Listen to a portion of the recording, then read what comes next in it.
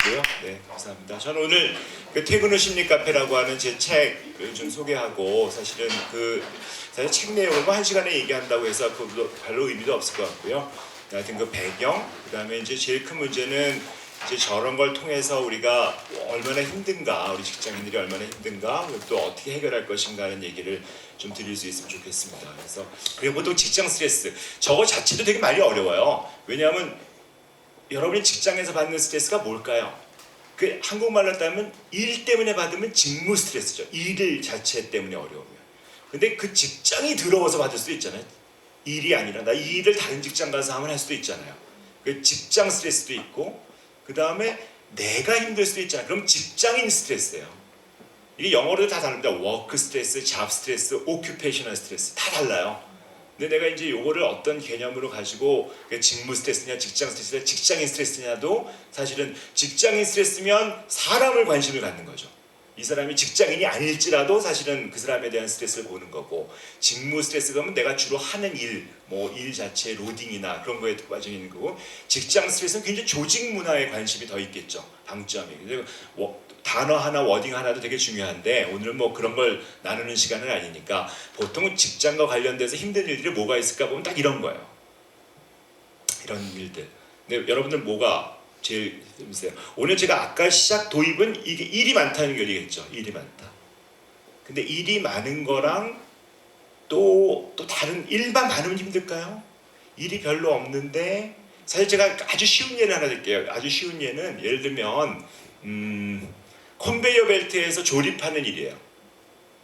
아주 흔한 일이죠. 직장에서 옛날 아주 전통적인 직장에서 들어오면 이 물건을 이렇게 조립하는 일을 이렇게 뭐 드라이버로 조립을 하는 거예요. 이게 조립하는 일이에요. 그러면 이게 하루에 10개를 조립하는 일이죠. 업무 로드가 직장의 요구도가 10개를 조립하는 일이에요. 그런데 10개를 조립하는 일이 힘들까요? 100개를 조립하는 일이 힘들까요? 당연히 일이 많으면 직무 요구도가 높아지면 좀 어려운 말 쓰죠. 요구도가 높아지면 사실 힘들죠. 1000개를 하루에 조립해야 된다. 그러면 요구도가 높아지면 당연히 힘든 거죠. 10개 조립하는 것보다 1000개를 조립하는 게 되게 힘든 일이에요. 되게 힘들어요. 하여튼 이거를 조립해야 되는 일이 많으면 힘들어요. 직무 요구도가 높으면 힘들다라고 얘기할 수 있죠. 그러면 요구도가 낮으면 일이 괜찮을까? 한번 보세요. 예를 들면 조립을 해야 돼요. 조립을 하는데 조립은 하루에 1개만 해. 1개 좀 넘어가니까 2개만 할까? 2개 하는 일이 힘들까요? 별로 힘들지 않잖아요. 근데 문제는 이 컨베이어 벨트에 이게 언제 나올지 몰라. 24시간 중에 8시간 중에 언제 나올지 모르는. 화장실도 못 가. 탁 나오고 지나가는 거야. 아니 일은 별로 없어요. 뭐 별로 없잖아. 사실은 요구도가 뭐가 돼? 이거 2개 하루에 이거 조립하고 가면 되는 거야. 근데 문제는 언제 나올지 몰라. 그러면 그 일이 힘든 일일까요? 안 힘든 일일까요? 엄청난 긴장이 필요하고 요구도가 있지만 내가 예를 들어서 요구도가 있는데 예를 들면 2개를 조립하면 돼. 근데 아무 때나 조립하고 가. 네가 2개 있으니까 끈에다가 아무 때나 조립하고 가. 9시 와도 되고 너 바쁘면 저녁에 4시 50분에 와서 조립만 하고 가. 그러면 어떨까요? 정말 대박인 신의 직장이죠. 그러면 이 똑같은 일이 요구도는 똑같이 2개를 조립하는 일이었는데 하나는 정말 힘든 일이 되고 하나는 신의 직장이 돼요. 요구도한 그러니까 어려운 말로 얘기하면 직장 스트레스가 직무 요구도 단일 의존이 아니다. 교과서로 따지면 그렇게 얘기할 수 있는 거죠. 무슨 얘기냐면 옆에 있는 직무 자율이라는 게 되게 중요해요. 내가 내 마음대로 할 수 있느냐 없느냐라는 게 굉장히 중요한 요소예요. 그렇지 않겠어요? 예를 들면 뭐 여러분이 은행이시니까 그죠? 뭐 주로 어떤 일을 하시는지 모르겠지만 제가 아는 은행에서 얘기하면 뭐 대출을 한다든지 뭐 이런 거를 결정할 때 내 맘대로 하면 뭐 그렇게 힘들겠어요? 뭐 내 맘대로 하고 뭐 결정하라고 그러고 뭐 쪼이지도 않고 뭐 나중에 받는 거야. 우리 뭐 저쪽 받는 채권 해수팀에서 받는 거고 해주고 싶으면 네 맘대로 해 라고 하면 직장 다니기 그렇게 힘들까? 뭐 나 은행 다니까 너 대출 받으러 와 해도 되고 서류도 필요 내가 자율성이 높으면 사실은 훨씬 덜 힘들어져요. 이게 이제 직무의 자율성이라는 게 굉장히 중요한 한 요소예요. 네? 아까 제가 얘기했던 그 컨베이어 벨트 개념을 생각하시면 돼. 요구도가 높고요.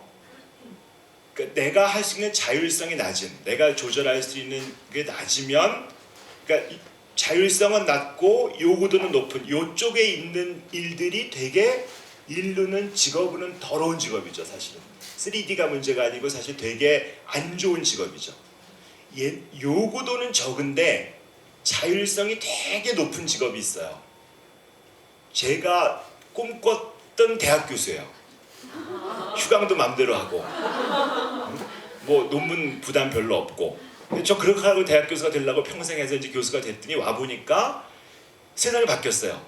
옛날에 한국 논문 한 편만 있어도 되는 거를 뭐 SCR을 10개를 써라든지, 그다음에 환자 뭐 옛날에 우리 선생님 같은 경우는 뭐 일주일에 열문 보고 먹고 살았던 사람들이 하루에 뭐 이렇게 오늘같이 진료를 하니까 요구도가 높아졌죠. 아직은 자율성은 좀 있어요. 그래도 있지만 요구도는 옛날보다 높아졌죠.